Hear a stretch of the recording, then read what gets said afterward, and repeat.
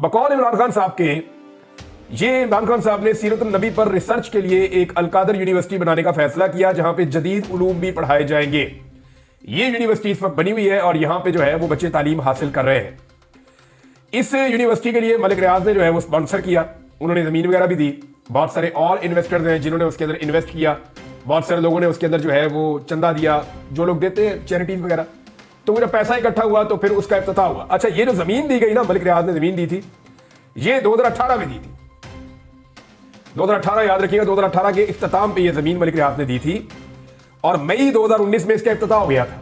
मई 2019 में इफ्तिताह हुआ तो जून, जुलाई, अगस्त, सितंबर, अक्टूबर, नवंबर, दिसंबर, इसके इफ्तिताह के 7 महीने के बाद एक काबीना के सामने एक मैटर आता है जिसमें बताया जाता है कि बरतानिया की एक नेशनल क्राइम एजेंसी है, उसने वहां पे कोई मशकूक ट्रांजैक्शन पकड़ी है और उसकी बुनियाद के ऊपर मलिक रियाज के साथ, क्योंकि पैसा जो है मलिक रियाज के बेटे हैं और मलिक रियाज का बेटा अली रियाज उनका नाम है, उनके नाम के ऊपर जनाब वहां पे एक कंपनी है और वो जो कंपनी है अल्टीमेट होल्डिंग उसका नाम है।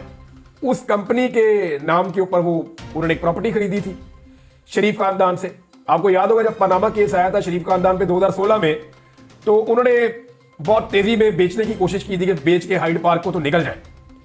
तो उस वक्त इस कंपनी ने खरीदा था जो मलिक रियाज साहब के बेटे की है। बाद में जब ये मामला नेशनल क्राइम एजेंसी के पास गया तो फिर नेशनल क्राइम एजेंसी ने मलिक रियाज और उनके बेटे के जो पैसे थे इस कंपनी के अंदर 190 मिलियन पाउंड, वो पैसा उन्होंने फ्रीज कर दिया।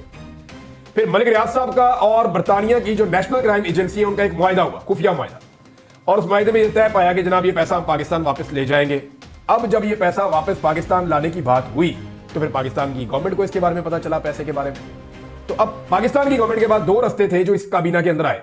एक रास्ता यह था कि हम बरतानिया में जाकर केस लड़ें और यह साबित करें कि यह पैसा पाकिस्तान से मनी लॉन्ड्रिंग के जरिए गया और करप्शन का पैसा है, तो इस पैसे को लाने या ना लाने के हवाले से कोई कंफर्मेशन नहीं है।